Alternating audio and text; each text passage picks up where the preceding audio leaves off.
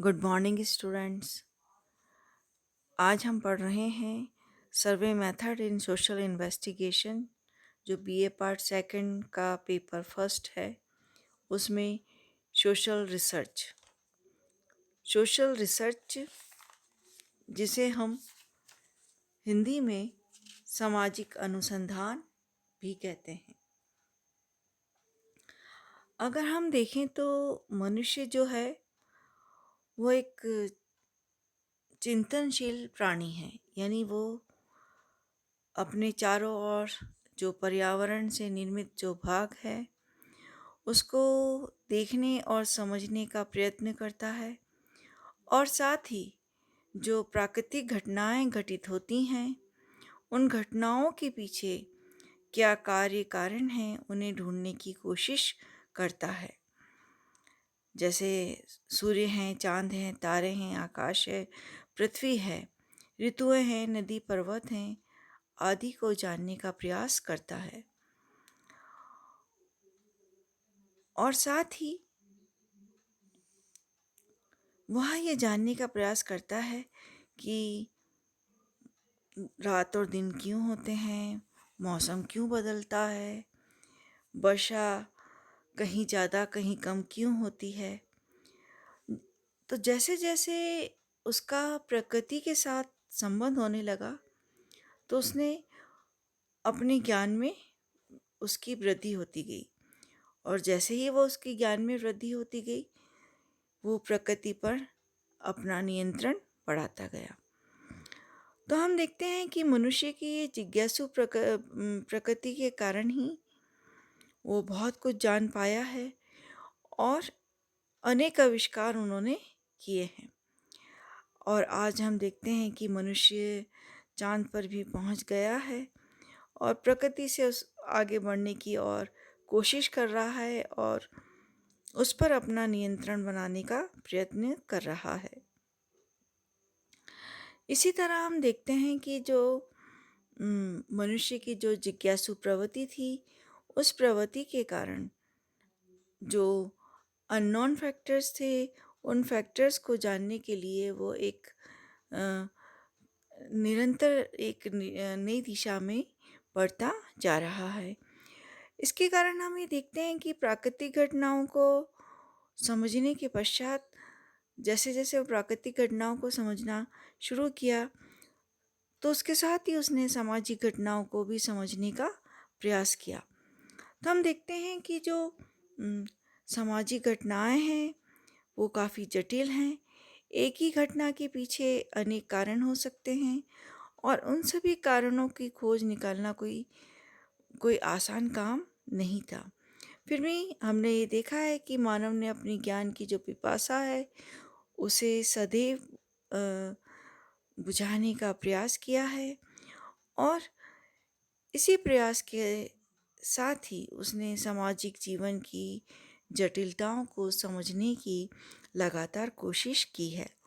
तो हम देखते हैं कि जो मानव व्यवहार के जो प्रेरक हैं उनको जानने की दिशा में भी उसने निरंतर प्रवृत्ति अम, रखी है और निरंतर नया रूप से जानने का प्रयास किया है। तो जैसे हम देखते हैं कि अगर हम सामाजिक संरचना की बात करें तो पहले आदिम समाज थे, फिर सरल और अब जटिल समाज हैं। इसी तरह से उसने यह भी जानने की कोशिश करी कि एक समाज का दूसरे समाज की रीति रिवाजों, उनके विश्वासों, उनकी मान्यताओं, उनकी परंपराओं में अंतर क्यों पाया जाता है, और अलग-अलग समाजों में विवाह और परिवार के भिन्न-भिन्न रूप हमें किस तरह से देखने को मिलते हैं। इसी तरह से मनुष्य ने अपनी खोजने की जो प्रवृत्ति थी उसके आधार पर यह समझने की कोशिश की और यह जानने की कोशिश की कि कार्य कारण संबंध क्या है, कार्य कारण संबंध किस तरह से है। मनुष्य ने प्राकृतिक दशाओं तथा सामाजिक जटिलताओं को समझने का प्रयास किया। साथ ही हम देखते हैं कि ज्ञान की जो सत्यता है उसका भी पता लगाने की कोशिश करी। अगर हम देखें कि जब सामाजिक क्षेत्र में प्रश्नों के उत्तर खोजने का क्रमबद्ध और व्यवस्थित प्रयास किया जाता है, तो उसे सामाजिक अनुसंधान, शोध या अन्वेषण या के नाम से जाना जाता है। सबसे पहले हम देखते हैं कि मीनिंग ऑफ रिसर्च। जैसे हम देखते हैं, अगर हम इसे देखें तो रिसर्च रिसर्च मीन्स किसी खोज को बार बार खोजने से है।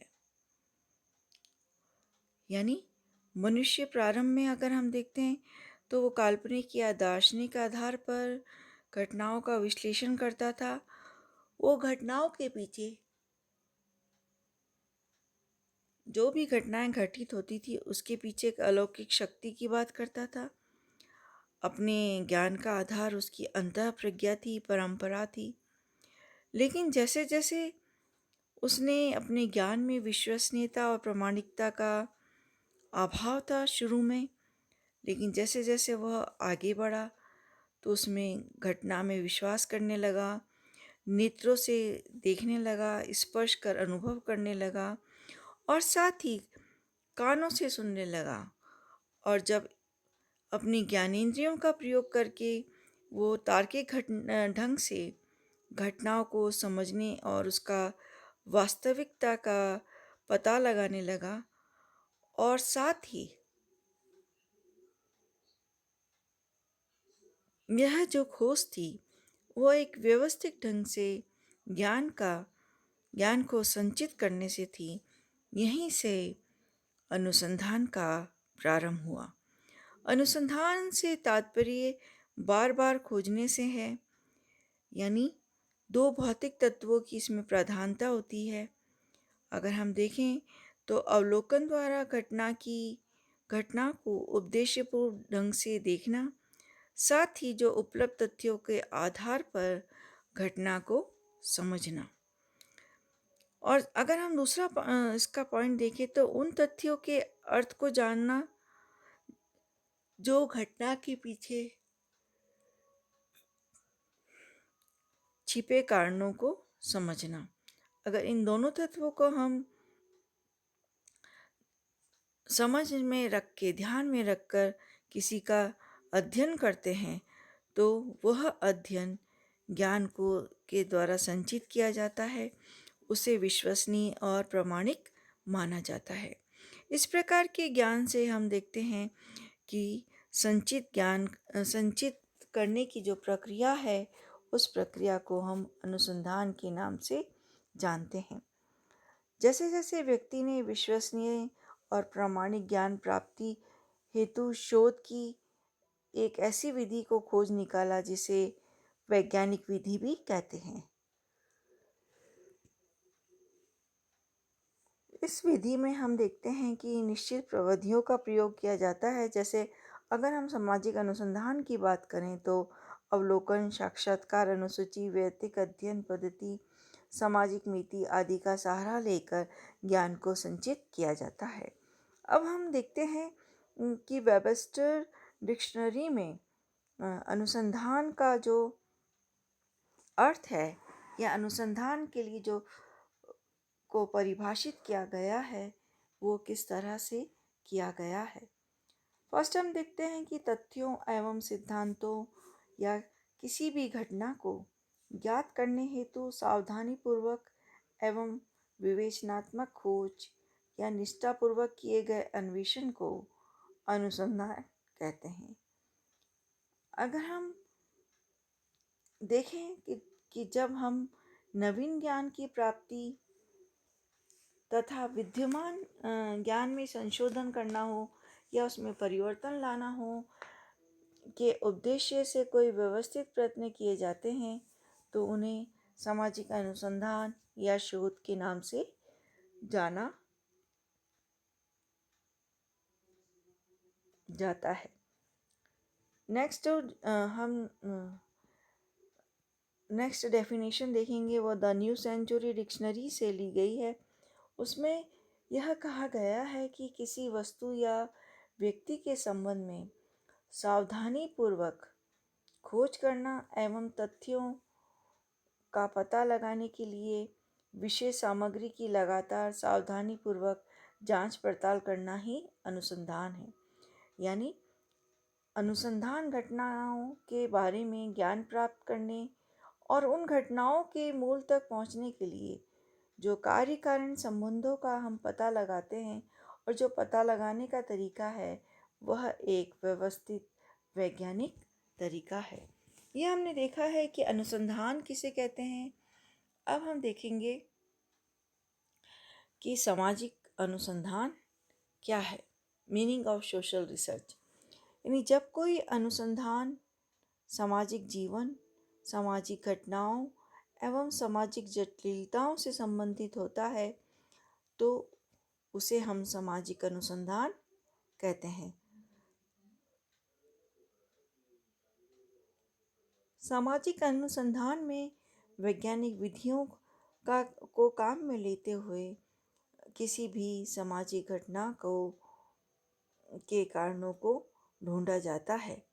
साथ ही मानव के व्यवहार से संबंधित सामान्य नियमों का भी पता लगाया जाता है।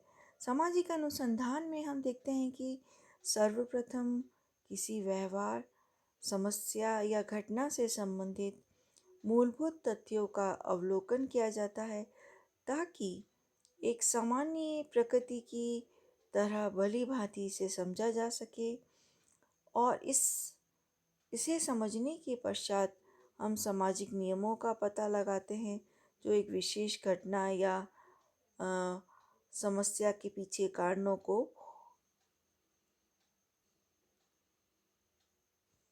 प्रकट करती है। साथ ही हम देखते हैं कि सामाजिक अनुसंधान में जो सोशल रियलिटीज़ होती हैं उसे वैज्ञानिक विधियों के द्वारा खोज पर विशेष बल दिया जाता है। अब हम देखते हैं कि विभिन्न समाजशास्त्रियों ने जो सामाजिक अनुसंधान की परिभाषाएं दी हैं उसमें पहला नाम है C.A. मॉजर का। C.A. मॉजर ने अपनी पुस्तक सर्वे मेथड्स इन सोशल इन्वेस्टिगेशन में लिखा है कि सामाजिक घटनाओं एवं समस्याओं के संबंध में नवीन ज्ञान प्राप्त करने के लिए की गई व्यवस्थित खोज ही सामाजिक अनुसंधान है। उन्होंने विशेष रूप से जोर दिया है कि सामाजिक घटनाओं या समस्याओं के संबंध में जो नवीन ज्ञान प्राप्त करने के लिए जो एक व्यवस्थित ढंग से जो खोज की जाती है वह सामाजिक अनुसंधान है। इसी तरह श्रीमती P.V. यंग ने अपनी पुस्तक scientific social survey and research में लिखा है कि सामाजिक अनुसंधान को ऐसे वैज्ञानिक प्रयत्न के रूप में परिभाषित किया जा सकता है जिसका उद्देश्य तार्किक एवं क्रमबद्ध पद्धतियों के द्वारा नवीन तथ्यों की खोज और पुराने तथ्यों की परीक्षा और सत्यापन, उनके क्रमों, पारस्परिक संबंधों, कार्य कारण की व्याख्या एवं उन्हें संचालित करने वाले स्वाभाविक नियमों का विश्लेषण करना है।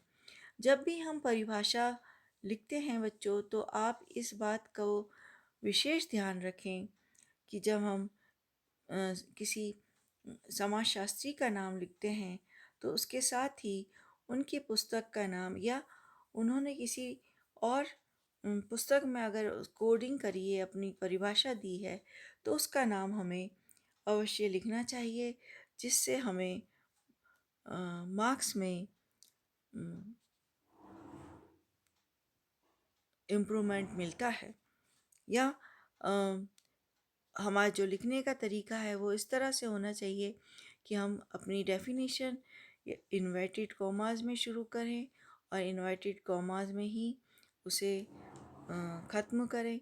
साथ ही हम बोल्ड या अंडरलाइन करते हुए समाजशास्त्री का नाम और उनकी पुस्तक का नाम लिखें। तो श्रीमती P.V. यंग ने विशेष रूप से एक वैज्ञानिक रूप में सामाजिक अनुसंधान को परिभाषित किया है।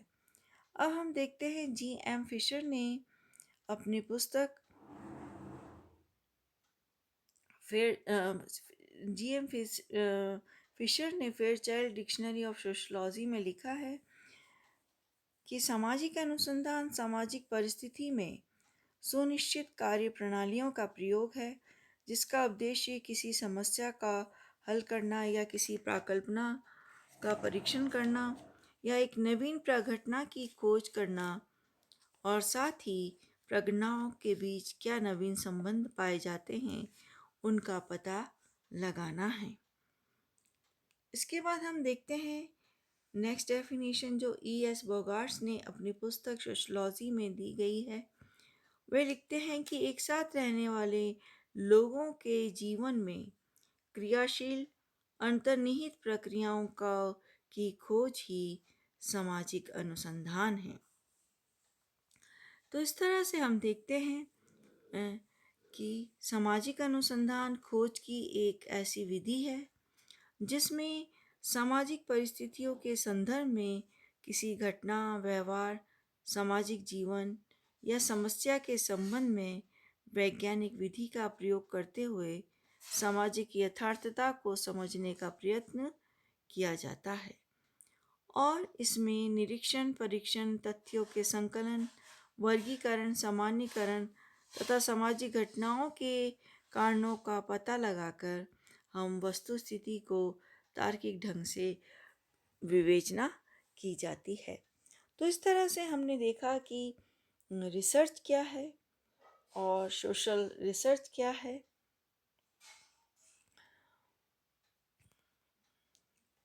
आज इतना ही सामाजिक अनुसंधान और सामाजिक अनुसंधान की जो हम परिभाषाएं देखी हैं। आशा है आप लोग सब स्वस्थ होंगे, सेफ होंगे। जहाँ तक ज़रूरी हो आप घर में ही रहें और अपने आसपास का ध्यान रखें, अपने परिवार का ध्यान रखें और बार बार हाथ धोते रहें क्योंकि अभी हम देख ही रहे हैं कि कोरोना बहुत अधिक बढ़ रहा है। तो आप अपना तथा अपने परिवार का ध्यान रखें। थैंक्स। हैप्पी दिवाली।